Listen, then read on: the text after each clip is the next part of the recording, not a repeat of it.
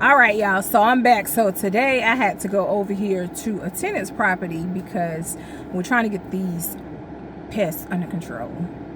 They brung pests when they moved in. They didn't tell me about it. I saw a can of Raid and I had to ask them, what was going on with that, and they said that they were there. So I started to immediately put in pest control for those pests. So anyway, so now I know I have my seatbelt on backwards, but I promise y'all I will try to check, I wanted to check back in with y'all about this journey to where I'm at now. And so even though I have like these little nuances and stuff, even though I have these little nuances going on with the business, this at one point is exactly what I prayed for, right? So I prayed to be my own boss. I prayed to, wanted to do real estate. So here we are. We got to take the good and we take the bad and we move on. So just to let you guys know, just to backtrack a little bit, because in the other video, bless her heart, she's trying to walk. So in that other video I did, it was my anniversary, my 4-year anniversary to being fired from my 9-to-5, right? So I decided to tell you guys just what that felt like, waking up again the day after, remembering like 4 years ago. Which way do I want to go? So this way. So I wanted to kind of tell you guys about that, but I also told you guys that I was going to kind of tell you what I did to kind of prepare to be my own boss and starting this whole journey. So, I just always believe, I'm just going to say sidebar, I've always believed that if someone else can work towards the desired life that I wanted to live, then I could do the same thing, right? So that's what prompted me early on to move away from my small town city, because I'm just like, there's no opportunities here. I don't, I had to drive like 45 minutes away just to make an extra, 50 cents or something like that. I don't know. I forget how much it was. But just to make more money, I had to drive away. No, it was more than that. I think it was like $1 something. But either way, so I had to move away and get into a big city. And then, I kept seeing stuff about real estate, and I kept hearing stuff about, real estate creates the most millionaires, all of this stuff, So I knew for sure that real estate was going to be it. I just didn't know how I was going to get into real estate, because at that time it was like, go to school, become a real estate agent. And at that point in time, I didn't know any other way to get into real estate other than being an agent. So I went to school in 2006 to become a real estate agent, and I stopped going when the instructor said you don't need your real estate license if you want to be an investor. So at that point in time, I just stopped.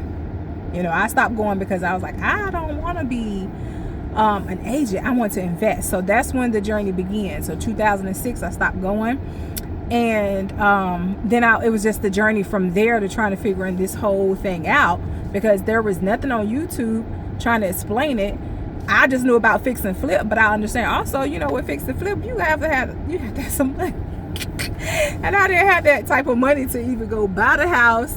Of course, you can go get a loan. That's the traditional way of doing stuff. You can do it that way, go get a loan. But I didn't, that's about as far as I got, all that I knew.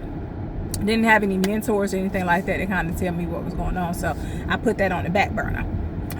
Until, one day when I was riding to this job, and let me tell you how powerful the words are. I was riding to this job and I said, this is going to be my last corporate job. This was in 2009, after the previous year getting fired from a job because of the market crash, and they had to do all the things to weed people out. And then they ended up shutting their doors. So this was the rebound call center job that I had, or customer service job, I'm saying. And so I just knew, I said, this is going to be it. Like, this is my last time. Like, I remember driving to work, like, this is my last job I'm working. And then I heard something on the radio, and it was an infomercial that was talking about real estate. And I said, oh, they talking about real estate. So I called the number that was on there. And then when I called the number, the guy said, well, young lady, listen, if you're serious, I will see you in class. And so this was probably it was about an hour and something away. And I didn't even have anyone to go with. Like, I went by myself. I drove out, and you know, I was like, I'm going to show up because I know that this is something that I'm going to need, or something of value here. So I'm just going to plug myself into the atmosphere and see what happens. And it was that meeting that held a piece, or that training class, which connected me to my next piece in my journey. So it's like you're trying to get little pieces here and there, right? And I was like, all right. So I decided at that point, when I went to the meeting, I started talking to people. And when I started talking to people, especially the instructor that was there, Larry Letford, I will never forget. Larry Letford had reached out to me at the end of the class, and he was just like, young lady, you're going to be a millionaire and all these things. And we took a picture together, so I still have that. And he also asked me, he was like, do you go to the RIA meetings? Like, I'm over them. I'm like, well, what is that? The Real Estate Investors Association meeting? And I was like, no. He's like, well, you should go, because I teach there. You know, I teach there on whatever the days were that he gave me. And so it was that piece that kind of got me to, this house is for sale. Whoa, let's take a look. So it was that piece that got me to the next piece. Okay, so this is around now 2010. And so in 2010, First National Bank, 100% financing. So in 2010, I went to the RIA, and that was my first time hearing about flipping contracts. And I asked the guy, I was like, do you have to have a license? He was like, no. I was like, do you have to, credit? He was like, no. He's like, I just made $5,000 off of a deal, and I didn't put any money in there. I was like, oh, okay. Then that's exactly what I want to do. So at that point in time, I just like, okay, this is what I want to do. And he was like, you know, you have a seller, you have a buyer, you put them together, and you get your middleman fee. So I'm like, okay, sounds easy enough. Like, I'm a networker, so I'm in the RIA, like talking to everybody, talking to the people that's, you know, trying to figure out what they do. So I met a landlord. Then I met another guy's name was Chris, and I found out Chris had properties, like he was trying to flip them or whatever. So I ended up, y'all, check this out. And there's another house for sale. So, ew, it's a cat. So I ended up talking to Chris, because I knew Chris had a property, right? And Chris, myself, and this lady named Susie, we went to the Barnes and Nobles at the time. Like, we met up, and you know, and then Chris took us to his property and showed it to us. And I went, and I was like, I got this person that's in the RIA, and he, you know, he's the landlord, so I'm gonna try to hook Chris' property up with him. Now, mind you, we all we're all together, right? We're all in this thing on RIA. So I remember going to Chris' house one day. I was like, I think I got you a buyer. And the landlord came over there. So it's myself, Chris, and the landlord. We're all in this property, right? I just realized I ain't put my mic on, but anyway, y'all gonna get this conversation. So the Chris and the landlord, they're all in there. And the landlord's walking around. So I'm like, what do you think? He was like, yeah, I like it. I was like, okay. So y'all, I can tell y'all what happened to that transaction. I don't even know. I have no idea. There was no contracts. There was nothing. I just got both of them in there. Figured that I'll put both of them together. I'm hooking up the transaction. Just pay me a little something. that was my mindset. So needless to say, that didn't work out. And you know, when that didn't work out, I asked them, try to reach out for for mentorship, but people were too busy to even stop to, you know, mentor me at the time. And so, wow, he ain't got that house fixed yet.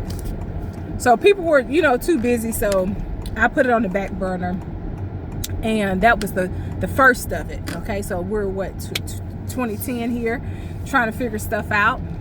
And I started focusing on finances. I started focusing on financial literacy, because that job that I told you that had shut their doors, it put me in a tight space, because my new job that I was at, my income was half that amount.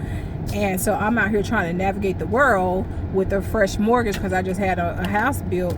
And then I'm like, you know, trying to adjust to making half that amount. So I started paying attention to my finances, And I went on a financial fast, which I'll tell you guys about in a second. But this was all leading up to where I am now. So this is part one, because I don't want it to be too long.